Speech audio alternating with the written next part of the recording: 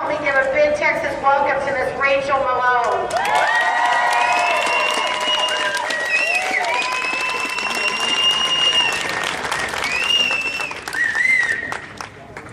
Being here today reminds me of last year.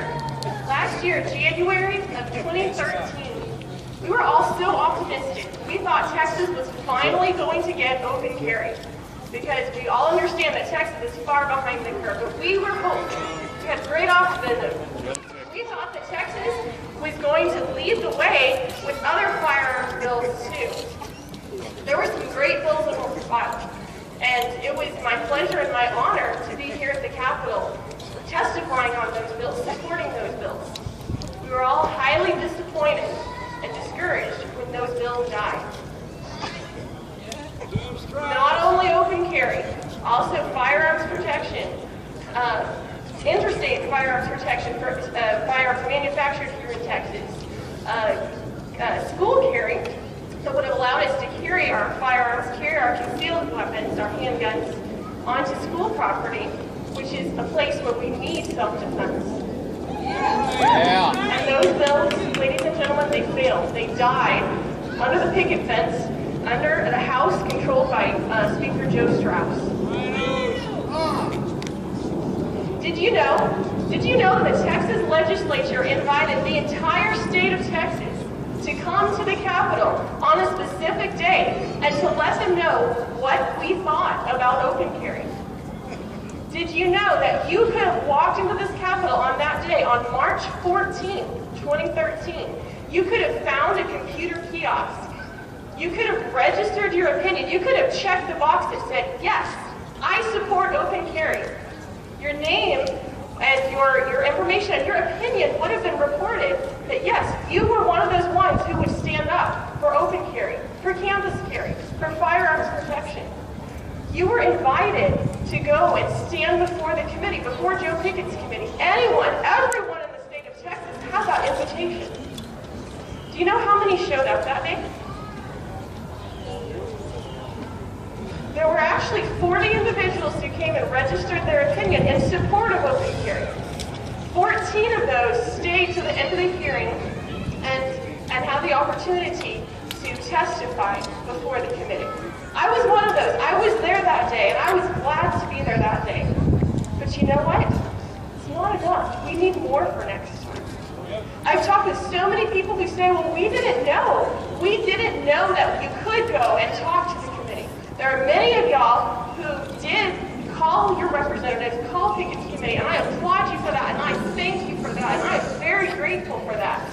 But there are many of y'all who did not know at the time that you could have come, and guess what? I understand, because 2 years earlier, I didn't know either. I knew there was an open carry bill up, because in 2011 that bill was filed, and I just figured all the grassroots activists who were used to doing this kind of thing, they would do the job, because they know how to do it right. And so I figured I'd let them do what they did best, and I'd just sit and wait for it to happen, and then I would go clothes shopping without having to worry about how I was going to conceal. Well, as it happened, that bill died, and I was mad. I was very upset, but I was mad at myself because I knew I hadn't done everything I could for that bill to pass. I sat and waited for somebody else to do my job. And so right there, I vowed that I was going to do everything I could so that in 2013, open carry would pass. I did. I actually started the organization Texas Firearms Freedom a year ago, January 2013, for the express purpose of promoting legislation that would uphold and expand our right to keep and bear arms. There were 5 major bills that I promoted, as well as many other smaller bills that I thought were also important. I testified on 17 of those bills here at the Capitol. And I'm disappointed to report that all the major bills actually failed. They were blocked. There were many people who showed up, more in 2013 than in 2011, but there still aren't enough. We need more people taking part in the legislative process. And so I'm asking you, next session in 2015, will you take part in the legislative process? Yeah. Will you show up when you're invited to give your opinion on these bills? Yeah. Of course. Will you bring your friends and your neighbors and your communities? Yeah. Thank you. We need you. We need you all to do that. So important to be involved in that legislative process. there's something else we need too. We need your representatives to represent you. Damn right. We need representatives who will stand up for us in this House, in the Senate, and say, yes, we will uphold your right to keep and bear arms. Do you know how priceless that is? Because if we can call our representatives and tell them what they think, but if we have men who will stand up in this House and who will say, yes, we are strong supporters of this right, and if we can trust these people to uphold that right, do you know how much time and energy that saves us? We still have to hold them accountable, but do you know how wonderful that would be to have a House and Senate full of representatives who support that right? Yeah. Let's do it. Did you know that you're not the only ones inspired to action by the events of the past legislative session?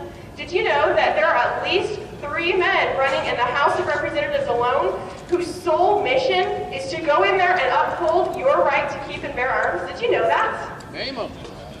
Terry Holcomb, he just spoke before me. Now, did y'all know he's running for state rep? Yeah. Now, tell me, did you just hear a campaign speech of a man who's just trying to get elected so he can be a state rep? Or did you hear a man who stands up for truth and right? Did you hear a man who really knows what he believes and who will stand for liberty and make a difference? Is that what you heard? Yeah. Because that's what I heard. Mr. Holcomb is a man of integrity, and I'm proud to give him my highest endorsement and support. And I ask all of you to go donate to his campaign, volunteer for his campaign. If you're in his district, vote for him. If you're not, find somebody who is in his district to vote for him. We need Terry Holcomb in office. We also need others in office, including Reed King and TJ Fabi. Reed and TJ, I actually met both of these men last session because they were here at the Capitol. When nobody else showed up, they would show up to testify, to make a difference. They were standing up as grassroots activists before they even started running, like Terry. And like Terry, I support them fully, and I encourage you to do so as well. So those 3 men, specifically that I know of, were my friends running in the House of Representatives to uphold your right to keep and bear arms. Terry Holcomb, TJ Fabi, Reed King. Let's give these men our support.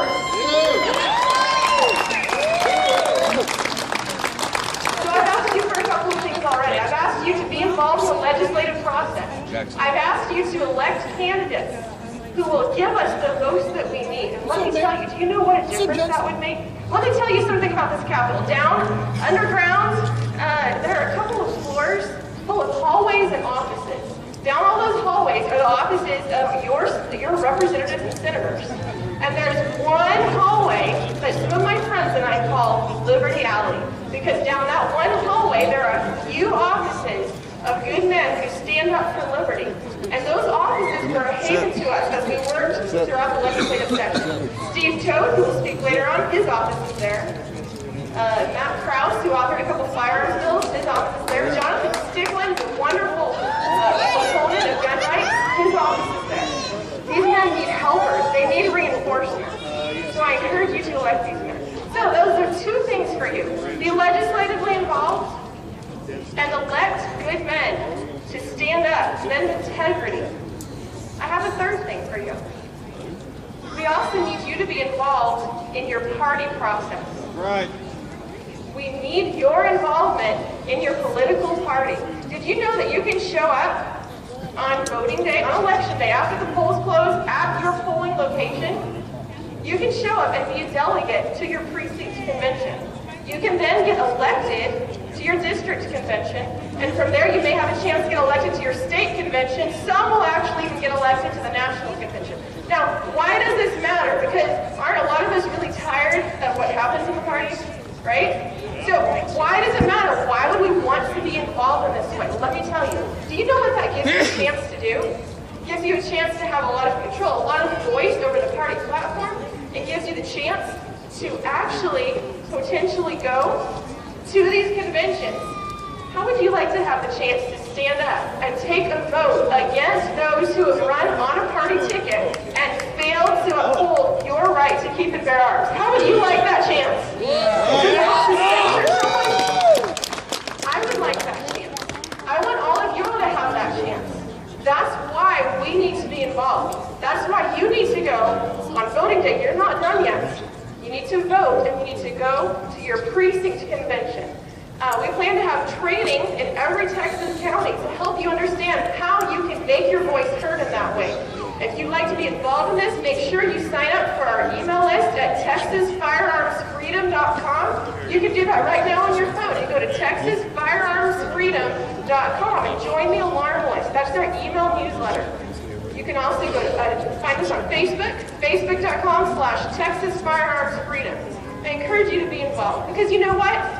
Honestly, this is not about just passing the open carry bill. This is not about you and me just being able to walk down the street proudly sporting our handgun on our hip so we can just be glad of that. This is not about open carry, guys. If that's why you're here, if that's why I'm here, if that's what we're trying to do, if our end goal is just to pass the open carry bill, shame on us. Right. This is about so much more. This is about people who don't exist yet. This is about our posterity. This is about my children, my grandchildren, their children, their grandchildren. Life is short. I'm going to be dead in a few years. But I want to secure the blessings of liberty to my posterity.